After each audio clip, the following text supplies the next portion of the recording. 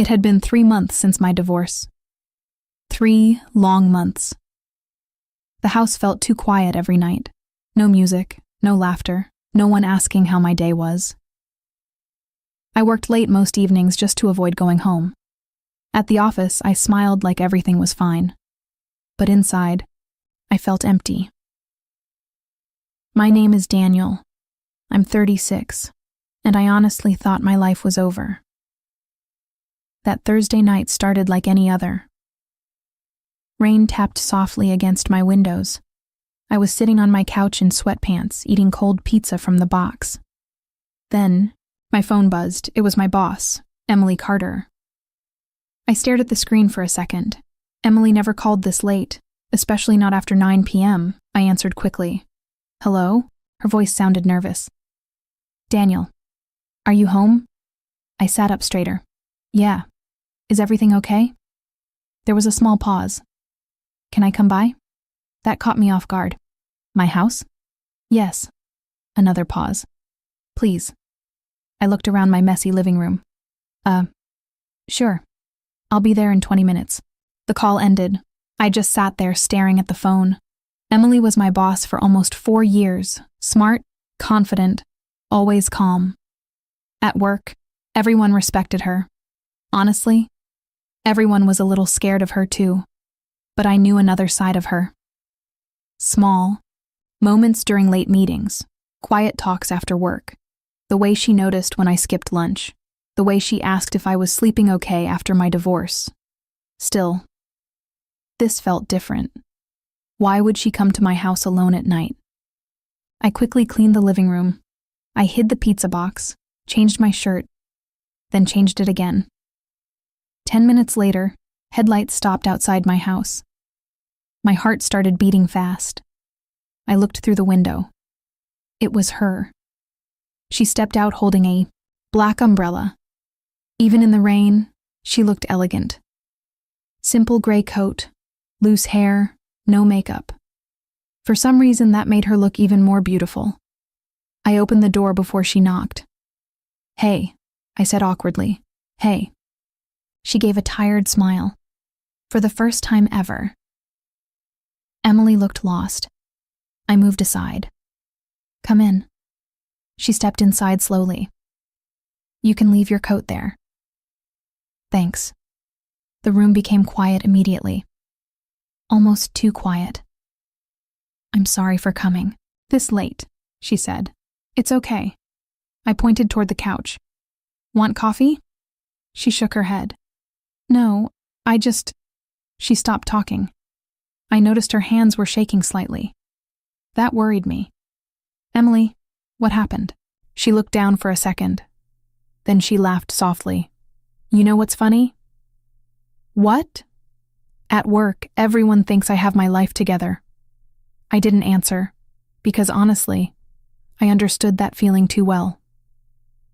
She looked around my house. It's peaceful here. That's one word for it. She smiled faintly. You've been lonely, haven't you? The question hit harder than I expected. I shrugged. I'm getting used to it. That's not an answer. I looked away. After the divorce, people stopped asking real questions. They just said things like, you'll move on. Stay strong. Everything happens for a reason.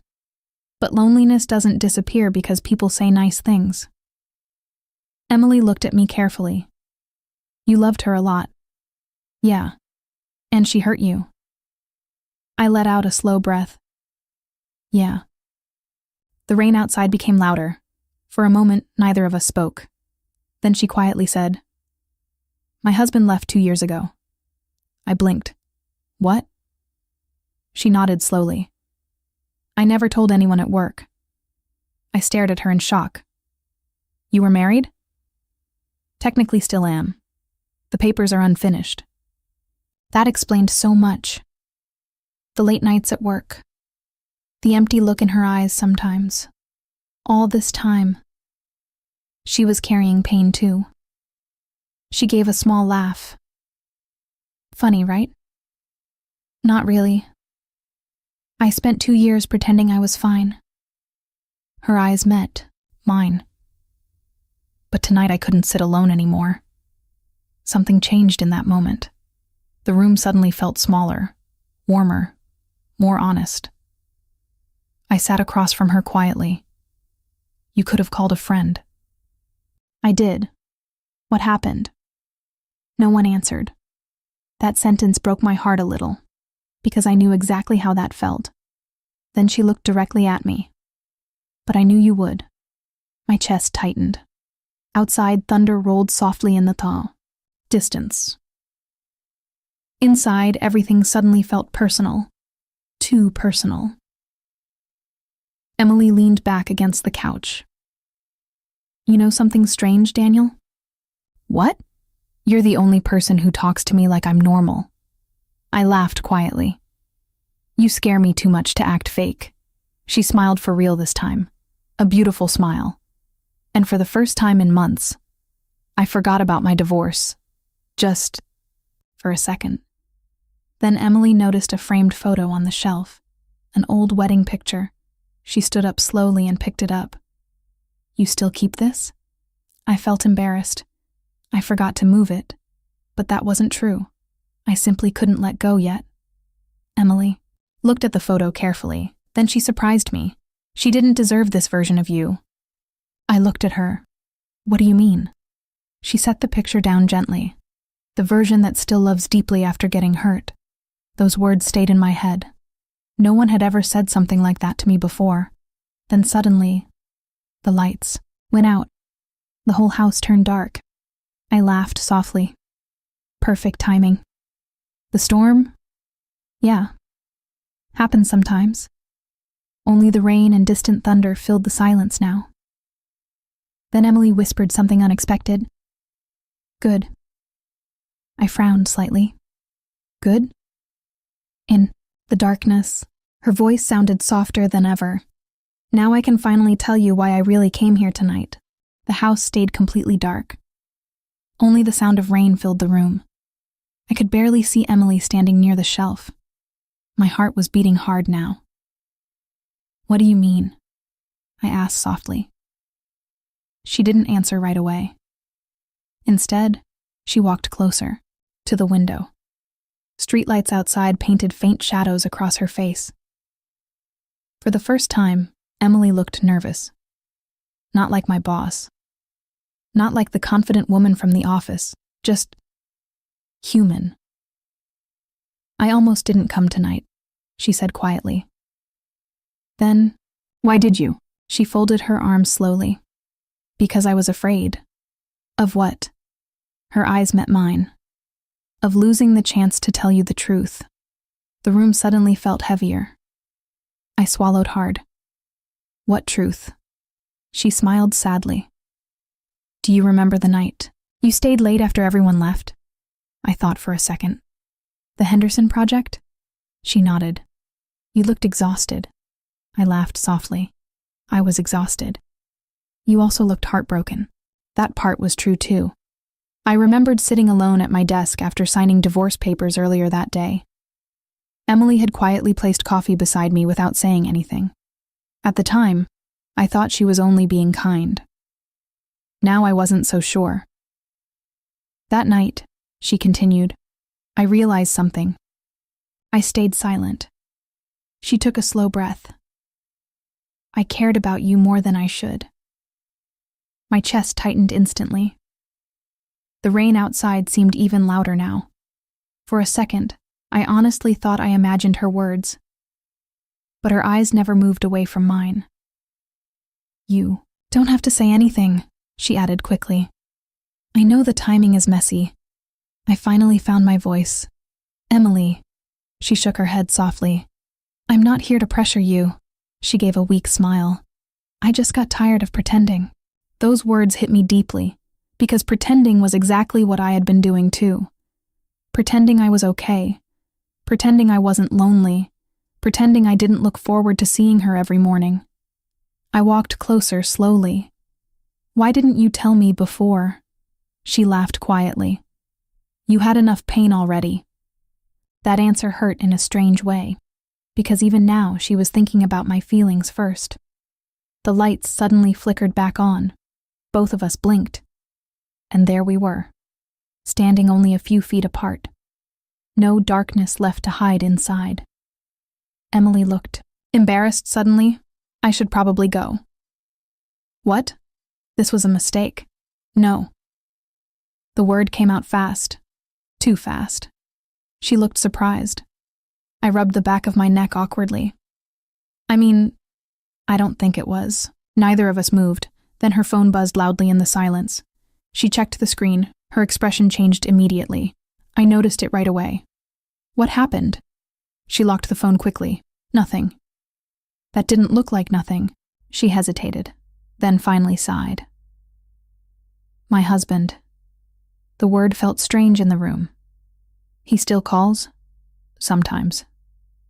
What does he want? He wants another chance. That sentence hit me harder than expected.